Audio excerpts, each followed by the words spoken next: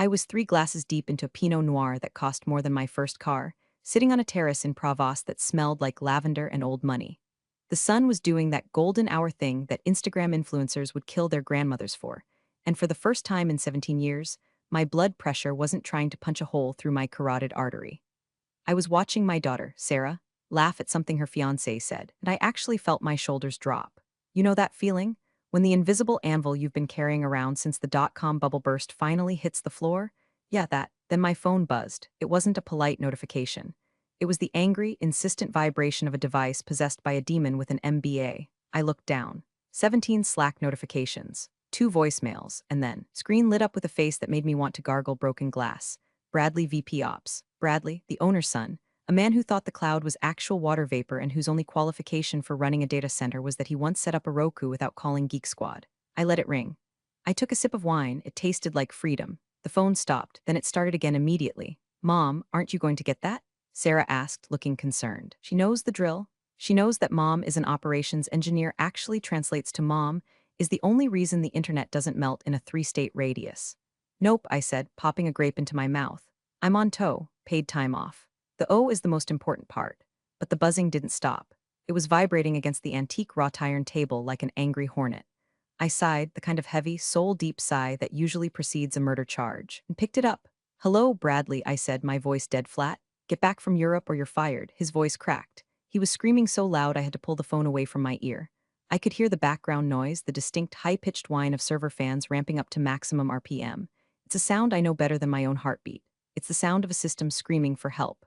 Bradley, I said, keeping my voice dangerously calm. I am 4,000 miles away. I am at my daughter's engagement party. I submitted this time off 6 months ago. Your father approved it. I don't care what Dad did. The dashboard is red. Everything is red. You need to log in and fix the flow rates or you're done. Pack your desk. Now, before I tell you how I systematically dismantled a multimillion-dollar company using nothing but silence and a secure shell protocol, do me a solid. Hit that subscribe button and drop a like. Seriously, it helps the algorithm, and since I might be legally unhireable after this story gets out, I could use the morale boost. Okay, back to the carnage. Bradley, I said, swirling my wine, I can't log in. What do you mean you can't? You have the laptop. I do, I admitted. But you revoked my admin privileges yesterday, remember? You said, and I quote, we need to pivot to a more agile, youth-oriented hierarchy. You gave my keys to that intern, Kyle, the one who thinks Python is a snake. Kyle is crying in the bathroom. Fix IT, I can't fix what I don't have access to, Brad. You wanted me out of the loop, I'm out of the loop. Then get on a plane. If you aren't here in 12 hours, you are terminated for cause. Insubordination. Sabotage, the accusation hung in the air, mixing with the scent of lavender. Sabotage, he wanted to talk about sabotage. I looked at the vineyard. I looked at my daughter, who was looking at me with that please, don't work on vacation face. I thought about the last decade. The missed birthdays because a cooling loop sprung a leak at 3 a.m. The Christmas mornings spent on conference calls because a firmware update bricked the storage array. The fact that my hair was graying because I was the only thing standing between this company and a thermal meltdown. And this 26-year-old with a spray tan and a degree in business ethics was screaming at me like I was the help. Something inside me snapped, not a loud snap. A quiet metallic click like a lock engaging. Okay, Bradley, I said softly. Okay, what? You're coming back? No, I said. Okay, I'm fired. You want to terminate me? Consider it done. I just logged out of everything. Slack, email, the VPN, everything. Wait, what? You can't just, I just did. You have about 20 minutes before the data center cooling resets to its default 0 state. That's a safety feature I wrote to prevent unauthorized tampering. Since I'm no longer an employee, I can't authorize the override. Tell your dad to buy fire extinguishers. Good luck, Bradley. I hung up. I didn't just hang up, I powered the phone down.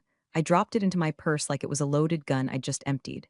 Sarah looked at me, eyes wide. Mom, is everything okay? I smiled. A real smile. The kind that shows teeth. Everything is perfect, sweetie. Pass the brie. But in my head, I was already counting down. 19 minutes and 45 seconds until the temperature inside Sector 4 hit 90 degrees. To understand why I was willing to let a server farm worth more than the GDP of a small island nation melt into slag, you have to understand Bradley. Bradley didn't walk into the office. He strutted. He was the CEO's son, fresh out of an MBA program that apparently taught him that disruption meant firing everyone who knows how the lights work. He showed up 3 months ago, wearing a suit that cost more than my annual mortgage payments and smelling like aggressive cologne and unearned confidence. The first meeting was a bloodbath. He gathered the entire operations team in the glass-walled conference room. I sat in the back, nursing my third coffee, holding a notepad that contained the intricate, fragile schematic of our custom cooling loops. Our data center is unique. It's an older facility, retrofitted with high-density blades that run hot, like cook an egg on the chassis hot. I had spent 10 years tweaking the HVAC logic, writing custom scripts that balanced airflow, humidity, and coolant pressure in a delicate dance. It wasn't standard, it was art. Bradley stood at the front, rejected a slide that just said Synergy 2.0 and pointed at me. Marissa, he said. He didn't ask my name, he'd just read it off the org chart. You're the lead systems engineer, right? Senior operations engineer, I corrected, and yes. Right, see, looking at your salary and your tenure, it feels very legacy. We're moving to a cloud-native, agile mindset. Having one person hold all the tribal knowledge, that's a bottleneck. It's bad scaling. It's not a bottleneck, I said, trying to keep the edge out of my voice. It's a specialized skill set. The cooling system in Sector 4 requires manual load balancing every 48 hours or the pressure valve seize. It's not something you can just automate with an off-the-shelf patch. He laughed. He actually laughed. A dismissive frat boy chuckle. Everything can be automated, Marissa. That's the problem with your generation. You like to tinker. You like job security. We're going to bring in TechFlow Solutions. They're a third-party vendor, dynamic, young. They'll handle the monitoring for half your cost. My blood ran cold. TechFlow, I knew them. They were a chop shop. They hired fresh grads, gave them a script, and paid them minimum wage to reboot servers when a light turned red. They wouldn't know a pressure valve from a bicycle pump. Bradley, I said, standing up. If you let TechFlow touch the HVAC logic, you will burn this building. I'm not being metaphorical. The thermal density in the racks is critical. If the coolant stops cycling for more than 30 minutes, the halon gas triggers. If the halon triggers, the servers shut down hard. You lose data, corrupt drives, millions in SLA penalties. He waved a hand, swatting away my concerns like a gnat. You're being dramatic. This is exactly why we need new blood. You're too attached. You're emotional. Emotional. I sat down. I didn't say another word for the rest of the meeting. I watched as he demoted my two best technicians. I watched as he signed the contract with TechFlow. I watched as he systematically stripped away my access to the budget, the hiring process, and finally, the strategic planning. But he made one mistake. He assumed that because I was legacy, I was stupid. He didn't know that I had hard-coded the cooling protocols myself. He didn't know that the automation he loved so much was actually a script running on my local terminal, authorizing the system to keep pushing coolant every time the pressure spiked. He wanted automation? Fine. The week before my vacation, I initiated what I call the nanny protocol. It's a soft lock sequence. Basically, the system checks for a specific digital token, my personal admin key, every 48 hours. If it sees the key, it assumes mom is home and everything is fine. It keeps the coolant flowing. It balances the load. If it doesn't see the key, it assumes a security breach. It assumes a hostile takeover. And to protect the hardware from unauthorized erratic tampering, it reverts every single setting to the factory default. The factory default for those chillers is off. I tried to warn him. I sent him an email titled Critical System Dependencies Do Not Ignore. He replied with TL. Doctor, enjoy your vacation, Marissa. We've got this. So I packed my bags, I packed my sunscreen, and I packed the only encrypted USB drive that contained the override codes. When he screamed at me on the phone, telling me I was fired, he didn't just hurt my feelings. He triggered the employment termination clause in my own head. I wasn't an employee anymore. Cool. Then my key was no longer authorized. The clock had started ticking the moment he said you're done. Back in Denver, 4,000 miles away from my Pinot Noir, the situation was deteriorating faster than a banana in a backpack. I can picture the scene perfectly because I've lived through the drills 100 times. But this wasn't a drill. The main operations center is a glass fishbowl in the center of the building. Usually, it's a hum of low-level activity, green lights on the wall-sized monitors, a gentle clatter of keyboards. But right now, it would be a disco of red warning strobes. Kyle, the intern who thought Python was a reptile, was likely hyperventilating into a paper bag. The TechFlow guys, let's call them Tweedledee and Tweedledumbess, were probably staring at the main dashboard, which was currently displaying a cascade of high-temp warnings for Sector 4, Rosa through F. Just reboot the controller. Bradley would be shouting, pacing back and forth in his Italian loafers, sweating through his dress shirt.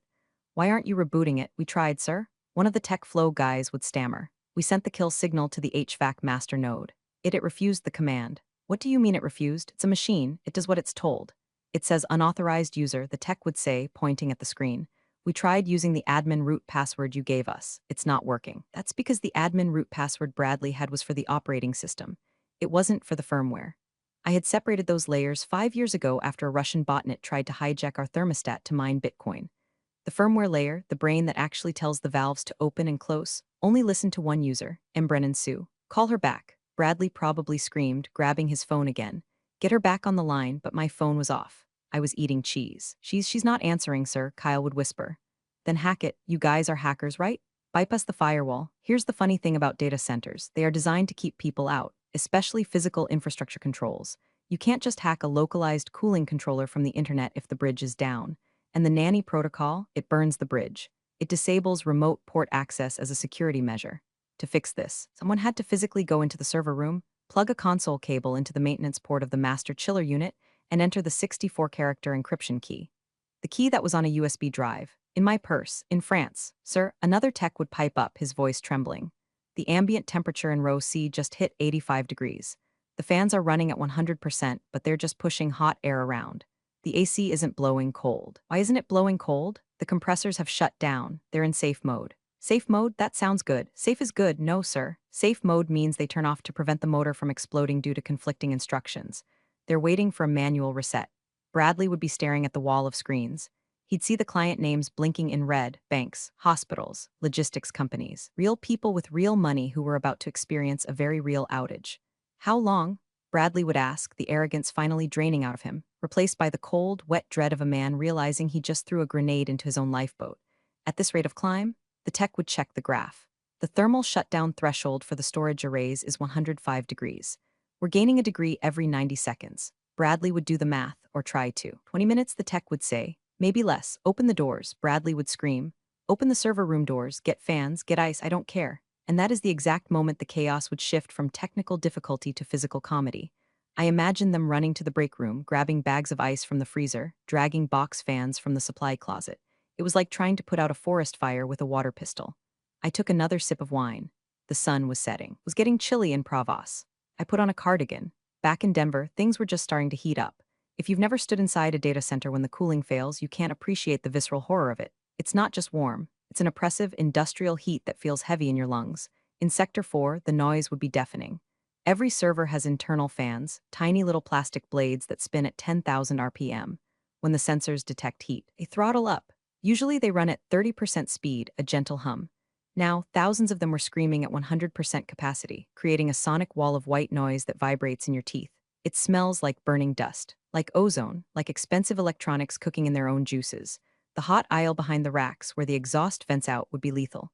We're talking 120 degrees and climbing. The cold aisle, which is supposed to be a crisp 65 degrees, would be creeping past 90. By now, the client tickets were rolling in. At first, it's just automated alerts, high latency, packet loss. Then the humans start calling. Hey, our database transaction time just went from 5 milliseconds to 5 seconds. We can't process credit card payments. That's the regional bank client. Our patient record system is timing out. We have doctors in the ER waiting for scans. That's the hospital network. We're losing $10,000 a minute. Fix it. That's the high-frequency trading firm. Bradley, trapped in the ops center, was watching his career evaporate. He was yelling at the tech flow lead, a guy named Jason who looked like he was 12. Do something, Bradley shrieked, slamming his hand on the desk. We're trying to reroute the load. Jason yelled back, but the virtualization manager is lagging. The CPUs are thermal throttling. They automatically slow down to prevent melting. Everything is crawling. Where are the manuals? Bradley demanded. Marissa must have left documentation. A binder, a wiki, something. Ah, the documentation. See, I did have documentation. I was meticulous. I had a shared folder called Disaster Recovery Protocols HVAC. It contains step-by-step guides, diagrams, and emergency override codes. Remember the Synergy 2.0 meeting? The one where Bradley said we needed to clean up the digital clutter. He had ordered IT to archive all non-active files older than 6 months to a deep storage tape drive to save server space. And since I hadn't had a catastrophic failure in 3 years, because I was doing my job, the system flagged my manuals as inactive. They were currently sitting on a magnetic tape in a warehouse in New Jersey. It might as well have been on the moon. The folder is empty. Kyle cried out, it's just memes. She has a folder of memes, that was true. I did keep a folder of Danny DeVito memes on the shared drive. I named it Essential Workflows to hide it. I chuckled thinking about them opening it in desperation, hoping for a schematic and finding a gif of Danny DeVito eating a hard-boiled egg. She sabotaged us, Bradley roared. This is criminal. It's not sabotage if you deleted the files, sir. Kyle said, finding a spine for the first time in his life. You signed the archive order last month. Bradley turned on him, eyes wild. Don't you quote policy to me. Get down there, open the floor tiles. Maybe there's a manual override valve. We don't know which valve is which, Jason shouted. There are 4 pipes: chilled water supply, return, condenser loop, and refrigerant. If we open the wrong one, we flood the room with glycol or vent high-pressure gas. I don't care. Guess. That is the sound of a man who has lost touch with reality. Guess is not a word you use when dealing with pressurized systems. Back in France, I ordered a dessert, a crème brûlée. I cracked the caramelized sugar with my spoon. Crack. The heat in Sector 4 hit 98 degrees. The first storage array, Drive Bank 12, began to blink amber. Drive failure imminent. The smell of burning plastic was getting stronger. I wasn't completely disconnected. That would be irresponsible. I had my personal laptop, a battered ThinkPad that weighed as much as a brick and could survive a nuclear blast. I tethered it to the shaky Wi-Fi of the Airbnb. I didn't log into the corporate VPN. Bradley had killed that access, but I didn't need the VPN to see the vitals. Years ago, I had installed a separate, cellular-based sensor array, just a few Raspberry Pis with temperature probes and a cheap 4G dongle hidden behind the cable trays. I called it the Canary. It was my sanity check. When the official dashboard said everything was fine but my gut said something was wrong, the Canary told me the truth. I pulled up the terminal.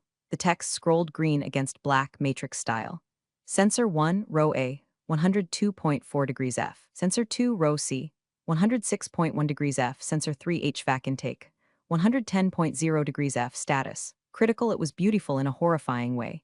It was the mathematical certainty of physics taking its revenge on incompetence. I took a screenshot. I debated letting it burn, truly. I sat there, listening to the crickets chirp, and thought about the $50,000 worth of stock options that were currently vesting. If the data center melted, that stock would be worth less than the napkin under my drink. But this wasn't about money anymore. This was about the principle. It was about the fact that for 15 years, I had been the invisible janitor, wiping the ass of the infrastructure, and the moment a guy in a suit showed up, I was legacy trash. I opened a secure, encrypted messaging app. I had a group chat with the old ops team, the guys Bradley had fired or demoted. Even Kyle was in it. Lurking, I uploaded a video file I had pre-recorded before I left. Just in case, I hit send. Back in the ops center, every screen on the local network flickered. I hadn't hacked the system. I had simply set a scheduled task on the internal message board to autoplay a specific file if my admin token hadn't been renewed by 4 p.m. on Friday. Bradley's monitor went black. Then, my face appeared. I was sitting in my living room in Denver, holding a mug that said I see dumb people. Hi team, the video Marissa said. Her voice was calm, almost bored. If you're seeing this, it means I'm not in the building and my admin token has expired. It also means the nanny protocol has initiated. On the screen, Bradley froze. The tech flow guys stopped running. By now, video Marissa continued, the cooling loops have reverted to factory defaults. That means off. You're probably seeing temps in the high 90s. Have exactly 20 minutes from the start of this video until the halon gas dumps. Once the halon dumps, the oxygen is sucked out of the room to starve a potential fire. Humans cannot breathe halon. Get out of the server room. I took a sip of coffee in the video. There is no password you can guess. There is no bypass. The encryption key is on a physical USB drive. If you don't have the drive, you don't have the cooling. Video Marissa leaned into the camera. Bradley, if you're watching this, you called me legacy. You said I was redundant. Well, consider this a redundancy check. You have 18 minutes to figure out how to cool a megawatt of heat without me, or you can call your dad. The screen went black. In France, I closed my laptop. The sun was gone now. The sky was a bruised purple. Mom, Sarah said, touching my arm, you're smiling like a supervillain. I'm just enjoying the retirement party, honey, I said. 15 minutes left. The CEO, let's call him Mr. Sterling, was not a tech guy. He was a money guy. He was the kind of guy who thought bandwidth was something you negotiated over a steak dinner.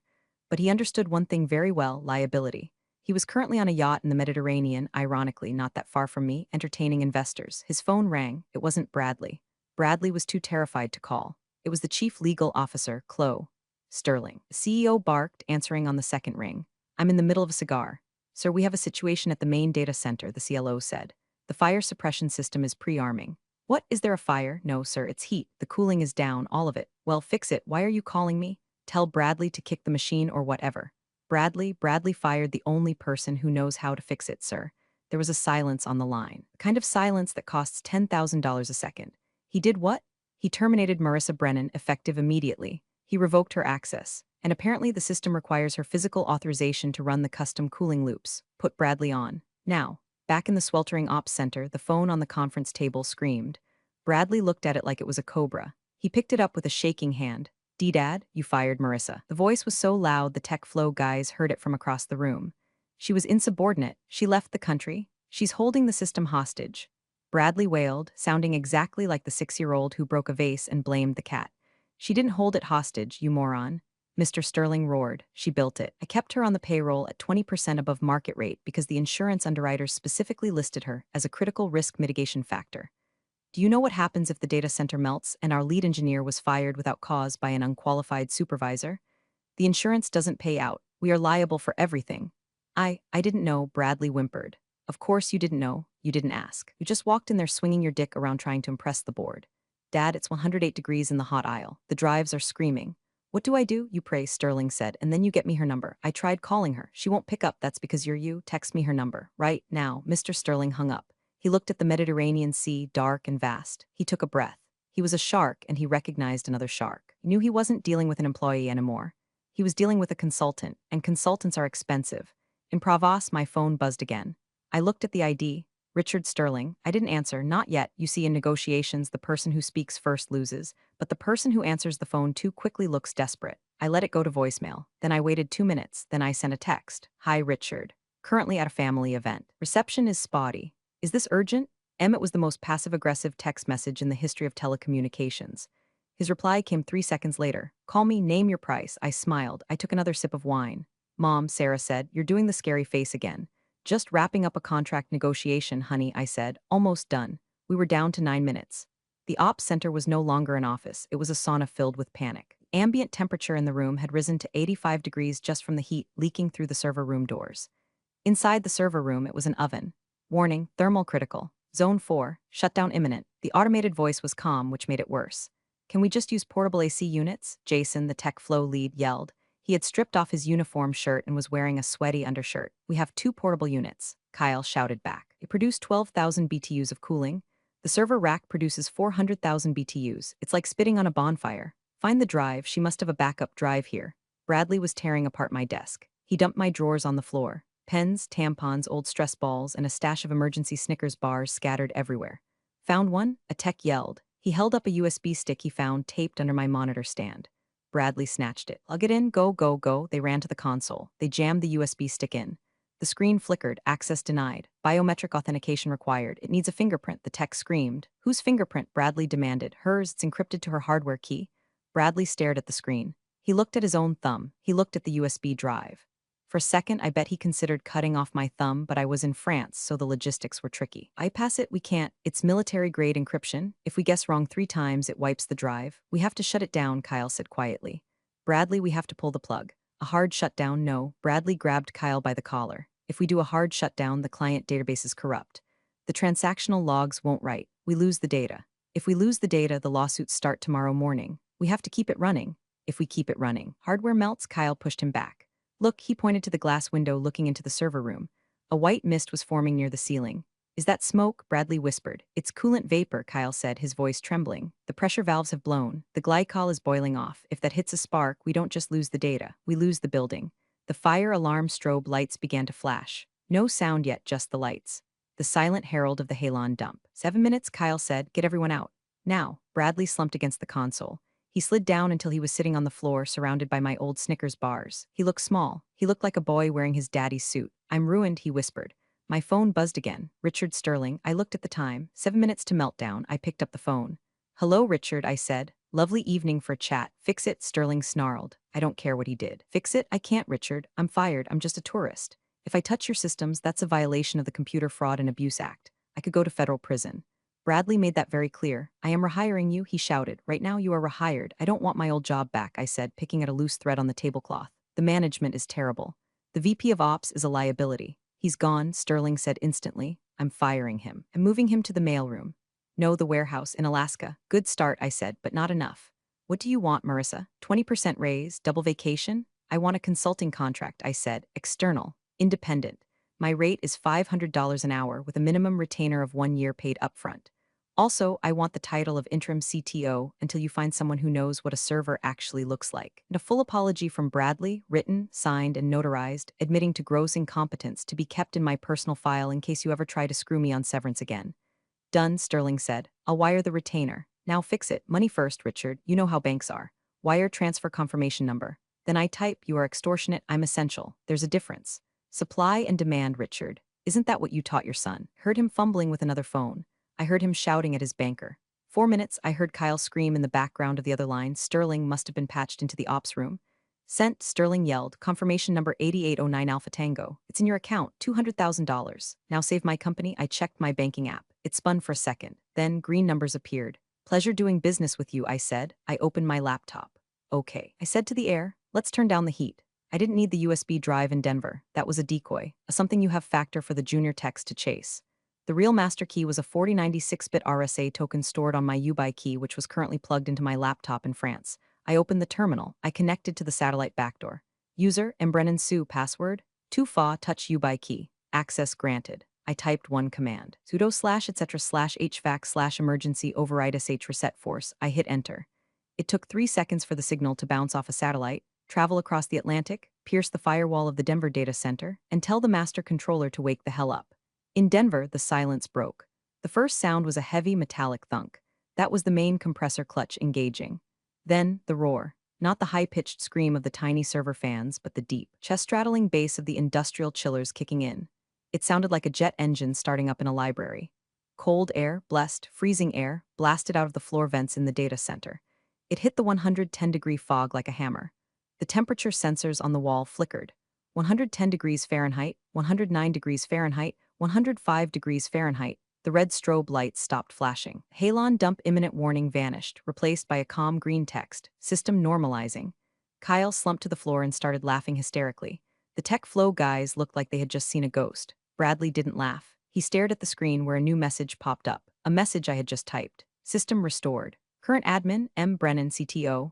Bradley, please remove personal items from the premises. I closed the terminal window. I closed the laptop. Is it done? Sarah asked. The sun was fully down now, the stars coming out over the vineyard. It's done, I said, disaster averted. The internet lives to stream cat videos for another day. And the angry man, he's having a learning experience, I said. The next morning, the press release went out. Marissa Brennan appointed interim CTO, strategic restructuring of the operations department. Bradley was escorted out of the building by security. Rumor has it he's now managing a frozen yogurt stand in Dayton. I hope he remembers to check the freezer temps. I didn't go back for another 2 weeks. I took the full vacation. I drank the wine. I ate the cheese. When I finally returned to the office, my desk had been moved. I wasn't in the cubicle farm anymore. I had the corner office, the one with the view. And on my new mahogany desk, someone, probably Kyle, had left a small shrine, a framed picture of Danny DeVito and a bottle of sriracha. I sat down in my expensive ergonomic chair. I put on my noise-canceling headphones. I opened YouTube and searched for Danny DeVito eating an egg asmer. I took a sip of my coffee. The dashboard was all green. The cooling was holding steady at 65 degrees. I wasn't just the janitor anymore. I was the landlord. And the rent just went up. Big thanks for watching, you sneaky seniors. Subscribe to keep the coffee pot brewing revenge. Your ex-colleagues won't know what hit him.